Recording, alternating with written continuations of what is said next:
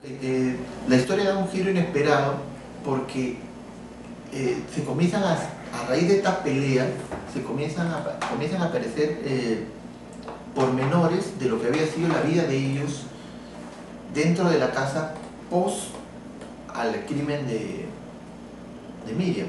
Paralelamente nos llegó también, pudimos encontrar el atestado fiscal y el interrogatorio a todos los involucrados, tanto a las personas que trabajaban en el servicio de la casa, al mayordomo, etc.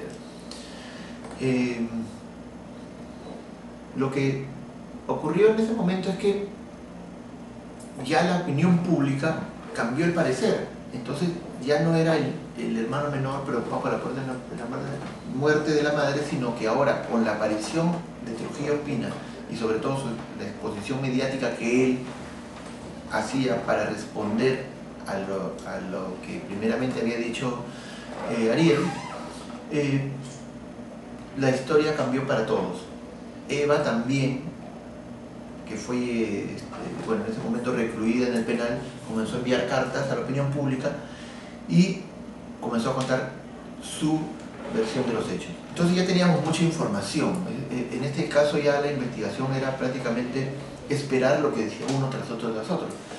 Pero lo que hicimos fue ya conversar, no como entrevista, sino directamente con las personas que más sabían del crimen. En este caso con el abogado Máximo Maltés, que se convirtió de cierto modo en nuestra fuente, y tratar de conversar con las personas que habían conocido a los chicos, ¿no?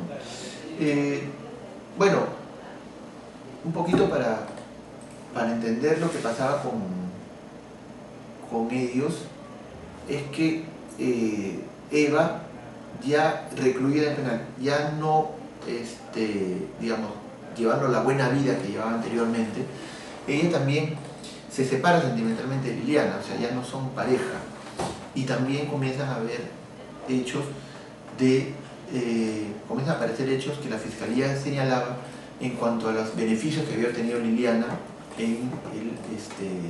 luego de la muerte de Miriam, y esos indicios fueron los que también llevaron a la fiscalía a pensar que ella había sido la beneficiada.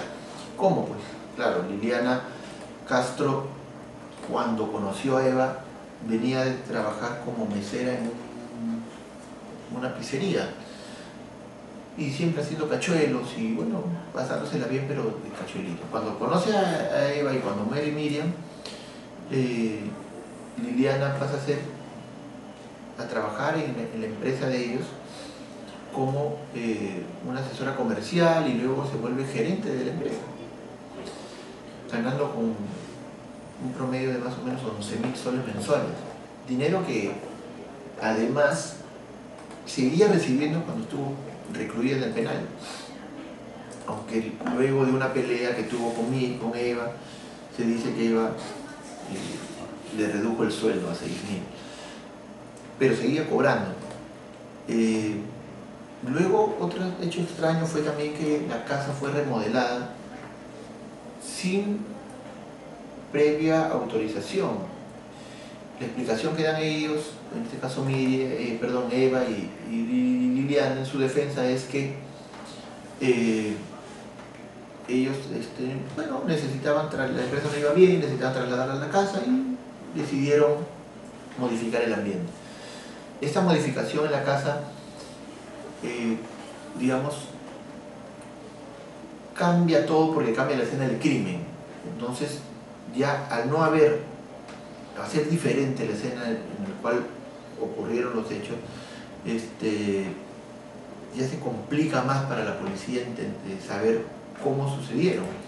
Cuando hacen la reconstrucción de los hechos, Payaso demuestra que entró por la parte lateral y que pudo penetrar a la casa, pero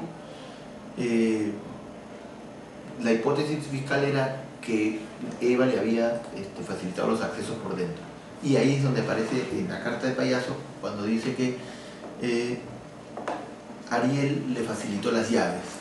Entonces, de cierto modo, ese elemento lo incluye Ariel dentro de de la sospecha, porque Ariel en el juicio reconoció que no tenía su llave, que las había perdido un día antes. Entraron en una contradicción muy seria, porque él dijo que primero no recordaba y luego que se había quedado en un taxi la noche anterior al crimen.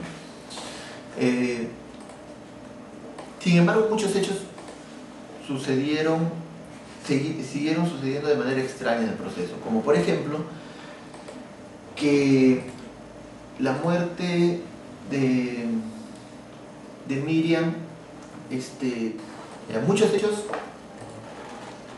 extraños siguieron ocurriendo en el proceso, como por ejemplo que la reconstrucción de los hechos que se llevó a cabo con presencia del fiscal y todo lo demás, se perdió el video, ¿no?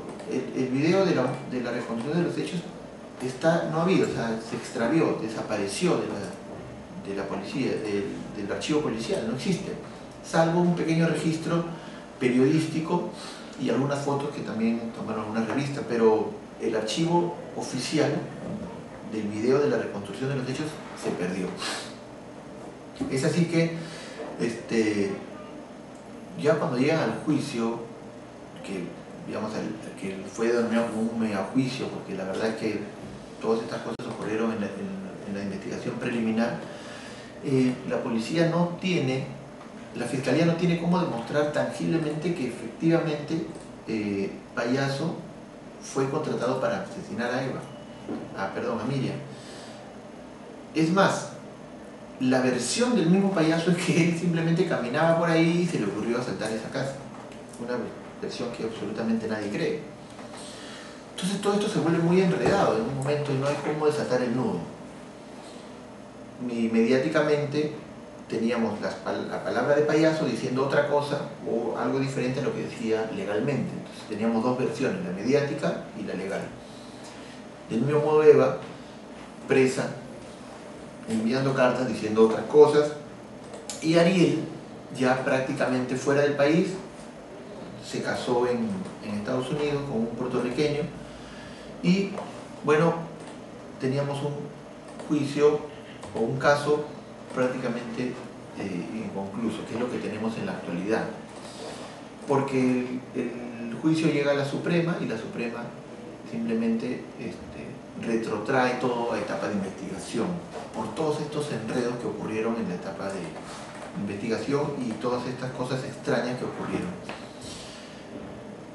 Bueno, ¿qué nos encontramos ahora en el proceso? Nos encontramos en un momento en el cual Eva tiene que demostrar que ella simplemente no contrató a Payaso y su defensa mediática ha sido cortada por orden judicial porque ella está prohibida de hablar en los medios de comunicación.